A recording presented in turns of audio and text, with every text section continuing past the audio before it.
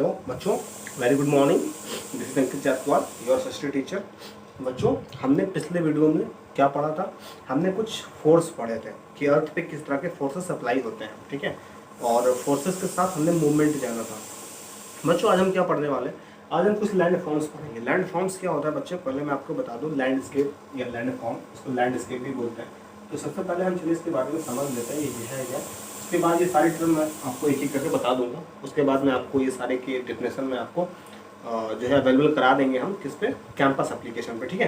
तो चलिए पहले इसके बारे में समझ लेते हैं, ये है क्या लैंडस्केप। बच्चों, लैंडस्केप ये होता है कि जो अपने आपका जो अर्थ है ना, उस पर अपने आप कुछ बहुत सारी चीज़ें बन जाती हैं, जैसे कि कुछ फिगर्स बन जाते हैं, कुछ इमेज बन जाती है, या फिर कह लीजिए आप कुछ जो है ना आकृतियाँ बन जाती हैं, ठीक है। तो उन्हीं आकृतियों को वो जो फिगर्स वो जो बन जाता है ना, एक स्ट्रक्चर जो बन जाता है, उसको ही बोलते हैं लैंडस्केप। जैसे अपने आप कहीं देखिए हिल बन जाता है, कहीं गड्ढा बन जाता है, ठीक है। तो ज़मीन पे या सॉइल पे या हमारे जो भी हमारा अर्थ का सरफेस है, उस पर किसी भी चीज़ का फॉर्मेशन हो जाता है, तो वही फॉर्मेशन क्या कहलाता है? लैंडस्केप कहलाता है। तो अलग अलग जगह पे अलग अलग जो फॉर्मेशन होता है। एग्जाम्पल के तौर पर जैसे देखिए फॉल, यानी कि झरना वगैरह का फॉर्मेशन हो गया, लेक हो गया, रिवर हो गई, सारी फॉर्मेशन क्यों होती है इसके बारे में हम आज पढ़ेंगे, ठीक है बच्चों। चलिए देखते हैं। तो बच्चों, हमारा पहला टर्म है वेदरिंग। वेदरिंग क्या होता है पहले ये जान लीजिए बच्चों। आप वेदरिंग को ये समझ लीजिए, वेदरिंग मतलब होता है किसी चीज़ का टूटना। आप जानते हैं जो हमारा अर्थ का सबसे ऊपरी लेयर है, यानी कि रॉक, तो रॉक क्या होती है बच्चों? ब्रेक होती है, टूटती है। तो जो रॉक टूटती है ना, तो ये क्यों टूटती है? क्योंकि इस पे ये प्रेशर, एयर, सनलाइट झेलती रहती है, ठीक है। ये एक रॉक क्या करता है, ये प्रेशर हो गया, सनलाइट हो गया, एयर हो गया, ये सारी चीज़ों को एब्जॉर्ब करता है, ठीक है। एब्जॉर्ब करने के बाद ये टूट जाता है, छोटे छोटे टुकड़ों में टूट जाता है, जिससे सॉइल बनता है। तो आप ये चीज़ें जानते हैं ना बच्चों। तो यही रॉक क्या होता है, इसी रॉक का टूटना, छोटे छोटे टुकड़ों में टूट जाना ही क्या कहलाता है? ये जो है आपका वेदरिंग कहलाता है, ठीक है। समझ चुके होंगे आप वेदरिंग क्या हो गया बच्चों। दूसरा पार्ट आता है इरोजन। इरोजन क्या होता है? इरोजन होता है यानी एक जगह से दूसरी जगह पर किसी चीज़ का जाना। तो बच्चों, जब छोटे छोटे पार्टिकल्स, सेडिमेंट्स जो है ना, एक जगह से दूसरी जगह पर जाते हैं, कैसे जाते हैं? इनके कई प्रोसेस होते हैं। मान लीजिए एक रिवर बहती हुई आ रही है, रिवर बहती हुई आ रही है, अब बीच में कोई पार्टिकल्स पड़ता है। मान लीजिए कुछ सॉइल पड़ता है, कुछ पत्थर पड़ते हैं, कुछ स्टोन्स हैं, कुछ लाइव स्टोन्स हैं, कुछ उसके अलावा रॉक्स के टुकड़े हैं। तो सारी चीज़ें जब पड़ रही होती है ना, तो ये क्या होता है? वाटर का जो फ्लो है, इसको अपने साथ में बहाकर लेकर जा रहा होता है।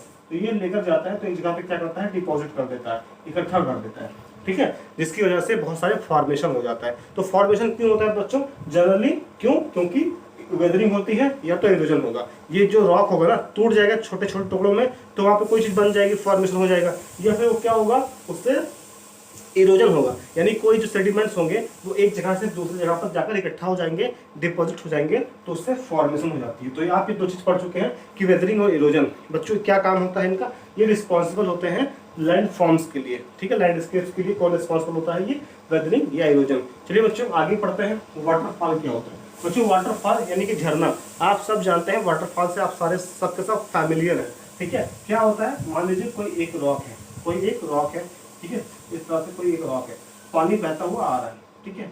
तो यहाँ पे जो बच्चों रॉक होगा ना, इस पे एक रास्ता बना लेता है। तो यहाँ से पानी बहता हुआ आते आते क्या करता है? यहाँ से ऐसे नीचे की तरफ गिरना शुरू हो जाता है, ठीक है। तो ये जब कर्व्ड सरफेस से या किसी भी सरफेस से, ऐसे सरफेस से जहाँ पे थोड़ा सा पानी का जो कोर्स है वो नीचे की तरफ आ जाता है, स्ट्रीट स्ट्रीट मतलब होता है जो ढलान पे आ जाता है, तो ढलान पे एंगल बनाते हुए ये पानी नीचे की तरफ गिरता है। तो इसी को जो पानी के नीचे गिरना होता है किसी रॉक से, ठीक, किसी ऊंची चीज़ से, हिल से या रॉक से या किसी भी चीज़ से, तो उसी को बोलते हैं फॉल, वाटरफॉल, पानी का नीचे गिरना यानी कि झरना बोलते हैं, ठीक है। आप समझ चुके होंगे बच्चों। फोर्थ टर्म है मिएंडर्स। मिएंडर्स क्या होता है?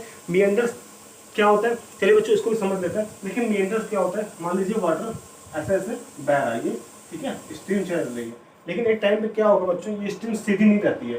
क्यों?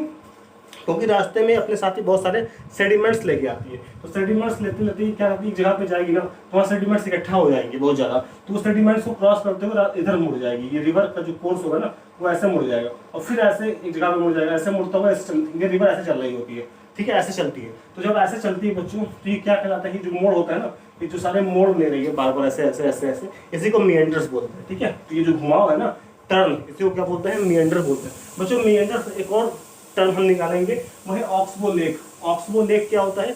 इसी मिएंडर से ही रिलेटेड है। कैसे? देखिए, ये जो मिएंडर्स है ना, ये देखिए, ये मिएंडर ऐसे बन रहा है, ऐसे रिवर ठीक है, बह रही है, ऐसे बह रही है रिवर, ऐसे मोड़ लेते लेते, क्योंकि रास्ता उसका ऐसा है तो ऐसे वो बह रही है, इसलिए मेंढर बन जा रहा है। अब मेंढर पे क्या होगा बच्चों, मान लीजिए नदी ऐसे बह रही है, लेकिन तभी ये मान लीजिए नदी बहते बहते ऐसे ना बह के वो सीधे निकल गई, ऐसे निकल गई, तो बच्चों ये जो पानी है, यहाँ पर जो पानी है, ठीक है, मान लीजिए ऐसे रिवर बह रही है, ऐसे ऐसे ऐसे, लेकिन एक रिवर अचानक से यहाँ से फ्लो होना शुरू हुई और इस बार ऊपर में जाके सीधे बह गई ऐसे, ठीक है। तो यहाँ का जो पानी था ये वाला, ये पानी ऐसे कैसे यहीं पे इकट्ठा रह जाएगा, क्योंकि ये पानी अब इसके साथ नहीं रह पाएगा, क्योंकि ये तो सीधा निकल जाएगी ऐसे ऐसे, ठीक है, ये वाला पानी यहीं रह जाएगा। तो यहाँ पे कुछ पानी जो इकट्ठा रह जाएगा वो लेक बन जाएगा, ठीक है, क्या बन जाएगा, झील बन जाएगी, क्योंकि अब वो पानी टर्न नहीं कर रहा है, घूम नहीं रहा है, मूविंग पोजिशन में नहीं है, इसी वजह से वो क्या हो जाएगा, एक लेक हो जाएगा, स्टिल वाटर बॉडी हो गई, इसलिए वो लेक हो जाएगा। और उसी लेक को क्या बोलेंगे हम लोग, ऑक्सबो लेक बोलते हैं, क्योंकि इसका जो फिगर है ना वो ऑक्स की कुबड़ की तरह हुआ है,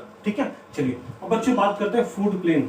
फूड प्लेन क्या होता है बच्चों, हम अगले टर्म पे आते हैं, फूड प्लेन को समझते हैं।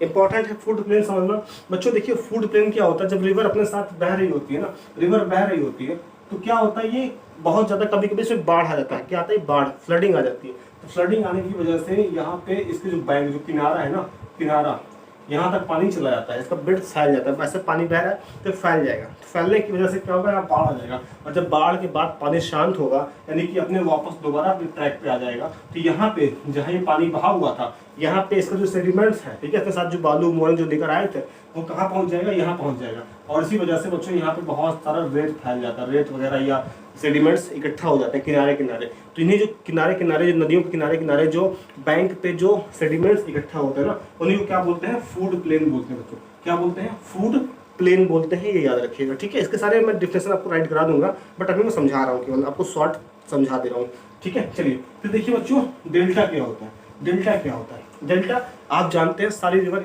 एक बार जाकर कहाँ गिरती है, किसी बिग वाटर बॉडी में गिरती है, लार्ज वाटर बॉडी में गिरती है, ठीक है। तो बच्चों क्या होगा, मान लीजिए ये रिवर ऐसे गिर रही है, ठीक है, ऐसे गिर रही है, तो अपने साथ ही कुछ सेडिमेंट्स भी गिराती है, कुछ सेडिमेंट्स भी गिराती है। जब कुछ सेडिमेंट्स गिराती है तो कुछ ट्रायंगल शेप का ऐसे बन जाता है। जब ये बिग लार्ज वाटर बॉडी में, मान लीजिए ओशन में, सी में गिरती है, तो ये क्या करेगी, अपने साथ सेडिमेंट्स भी गिराएगी। ऐसे गिर रही है तो साथ में इसका जो पानी गिरेगा ना, ये इतनी तेजी से गिरेगा, इसके साथ सेडिमेंट्स भी गिरेंगे, तो यहाँ पे एक ऐसा ट्रायंगुलर शेप में एक फिगर बन जाएगा जिसे बोलेंगे डेल्टा, ठीक है, आप सब जानते हैं इस चीज को। चलिए अब आगे पढ़ेंगे बच्चों, सी केव्स। सी केव्स क्या होता है, इसके नाम से मालूम चल रहा है समुद्री गुफा, ठीक है। अब बच्चों देखिए, जब वाटर पानी बह रहा होता है, ऐसा बह रहा है, तो यहाँ पे कुछ चट्टान, इसको रॉक मिल जाएगा, क्या मिल जाएगा, रॉक मिल जाएगा, ऐसा मान लीजिए, ठीक है। अब ये वाटर क्या करेगा, रुकेगा तो है नहीं, पहले तो ऊपर से निकलने की कोशिश करेगा, ठीक है, ऊपर से निकलने की कोशिश करेगा, बट मान लीजिए हमेशा तो निकलेगा नहीं, तो पानी का जो फोर्स होगा ना, बार बार इस पर रॉक पे पड़ेगा, यहाँ पे काफी पड़ेगा इस पॉइंट पे। तो एक टाइम ऐसा आएगा जब ये रॉक क्या कट जाएगा और इसके अंदर छेद बन जाएगा, और इस छेद से यहाँ से पानी ऐसे करते करते निकल जाएगा रॉक के अंदर से। तो बच्चों जो रॉक में जो छेद हो जाता है, जो होल हो जाता है ना, उसी को बोलते हैं, एक गुफा बन जाती है वहाँ पे रॉक में, ठीक है। तो उसी गुफा को, यानी उसी केव को या उस होल को क्या बोलते हैं हम लोग, उसको बोलते हैं सी केव्स, ठीक है। क्या बोलते हैं बच्चों, सी केव्स बोलते हैं, ठीक है। क्यों होता है, पानी जो है ना, फोर्स लगता है वाटर का, तो वो टूट जाता है, तो टूट के एक छोटा सा गुफा, हल्का सा केव बन जाता है, होल बन जाता है, जिससे पानी फ्लो हो जाता है। तो उसी जो होल होता है उसको क्या बोलते हैं बच्चों, उसी को बोलते हैं सी केव्स। बच्चों उसी से रिलेटेड है सी आर्च, सी आर्च भी उसी से रिलेटेड है। जब बच्चों क्या होता है, ये जो होल है ना, इतना जब क्या होता है, ये होल इतना ज्यादा बड़ा हो जाता है कि ये पूरा का पूरा ही टूट जाए, ठीक है। मान लीजिए ये रॉक है, पानी आ रहा है, तो पानी इतना ज्यादा टूट जाए कि इसको पूरा तोड़ दें, क्या बचे, केवल इसका, केवल इस रॉक का क्या बचे, केवल रूफ बचे, चट्टान बचे, बाकी सब टूट जाएगा, सब टूट जाएगा, केवल इतना पानी, इतना ही ऊपर का रूफ बचेगा, छत बचेगी खाली बस। तो ऐसी पोजीशन में ये क्या कहलाएगा, सी आर्चेस कहलाता है या सी आर्क्स कहलाता है, ठीक है। ये क्लियर हो जाना चाहिए आपको। फिर बच्चों आता है स्टैक्स की बारी। ये तीनों चीजें एक ही हैं, ठीक है, तीनों एक ही से रिलेटेड हैं, sea caves, sea arches and stacks, ठीक है। स्टैक्स क्या होता है बच्चों, अच्छा जितनी चीज मैं बता रहा हूँ आप जरूर ध्यान से 2-3 बार करके वीडियो देख लीजिएगा, ताकि मैं कल आपसे पूछूं तो आपको क्लियर रहे कि क्या क्या मैंने बताया है और क्या क्या चीजें होती हैं। देखिए बच्चों, सी केव्स, सी आर्चेस। सी केव्स क्या होता है, पानी जा रहा है, छोटा सा होल बनेगा गुफा में, यानी उसमें रॉक में, तो सी केव्स कहलाएगा। ज्यादा बड़ा होल बन जाएगा तो क्या कहलाएगा, सी आर्चेस। और फिर एक टाइम ऐसा भी आएगा जब क्या होगा बच्चों, ये जो मान लीजिए रॉक है ना, ये रॉक है, तो इसका रूफ भी चला जाएगा और बीच का ये भी चला जाएगा, ठीक है। केवल क्या बचेगा, छोटी छोटी यहाँ पे ऐसे वॉल बचेगी, वॉल दीवार बचेगी छोटी छोटी, ठीक है। किनारे या एक दीवार बच सकती है खाली। तो ये क्या हो जाएगा बच्चों, या फिर छोटा छोटा कुछ भी बचेगा, छोटा सा टुकड़ा बचेगा, उस रॉक का क्या बचेगा, छोटा सा टुकड़ा बचेगा, ठीक है। एक छोटा सा टुकड़ा ही बचता है, तो क्या कहलाता है, स्टैक्स कहलाता है, ठीक है, समझ गए। तो इसी फोर्स, वाटर की फोर्स 3 बार पड़ती है, तो जब बहुत बड़ा छोटा सा छेद बनेगा तो क्या कहलाएगा बच्चों, तो वो कहलाएगा सी केव्स। और जब वो होल बड़ा हो जाएगा, गुफा बड़ी हो जाएगी, तो वो आर्चेस कहलाएगा। और जब उसमें केवल वॉल बचे, दीवार बचे, ठीक है, तो उसे क्या बोलेंगे, स्टैक्स बोलते हैं। अब बच्चों चलिए आते हैं ग्लेशियल मोरेन्स, जानते हैं ये क्या होता है, ग्लेशियल मोरेन्स।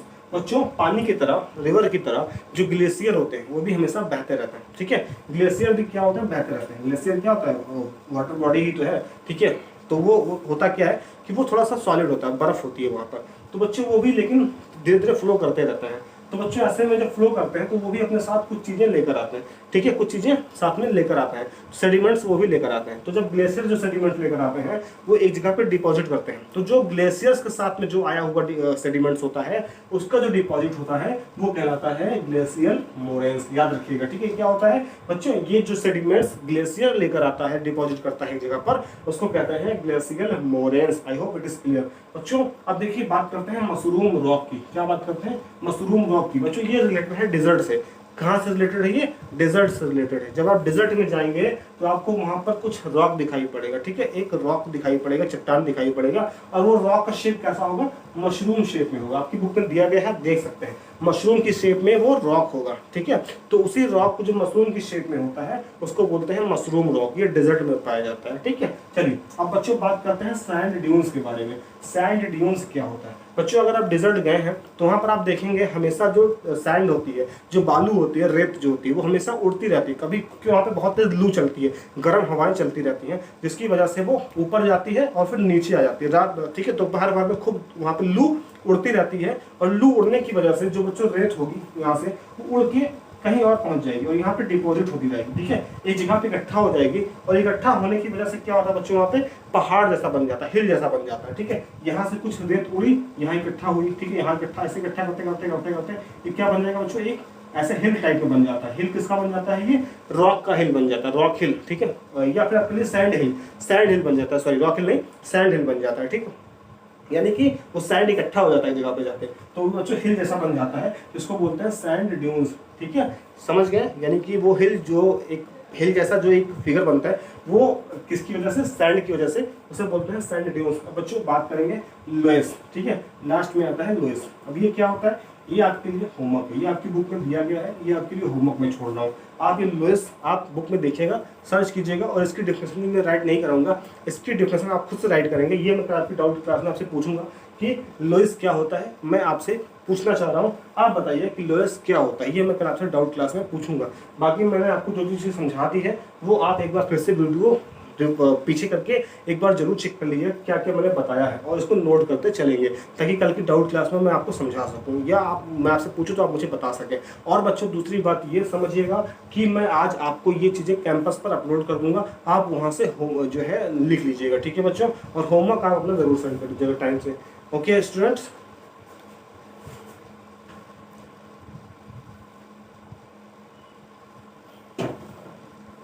तो चलिए बच्चों आज के लिए इतना ही काफ़ी है। फिर कल हम लोग डाउट क्लास में मिलेंगे और डाउट्स आपके क्लियर करेंगे, और जो मैं आपसे पूछूंगा आई होपफुली आप बताएंगे, ठीक है। So that is it in today's video. Have a good day, thank you so much.